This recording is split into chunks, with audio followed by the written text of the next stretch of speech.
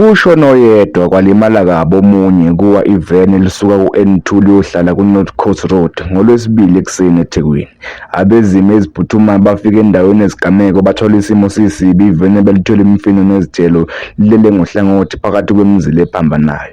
Imibiko yokuqala iveza ukuthi umshayeli uphunyuke iveni ehamba phezulu kwibhulokho ku-N2 yashaya umuntu obehleli phansi emgwaqeni uNorth Coast ngaphambi kokuba ilale uhlangothi. Umshayeli weveni obehamba yedwa ngesikhathi kwenzeka le ngozi utholakala esimeni esibucayi kakhulu ngenxa yokulimala.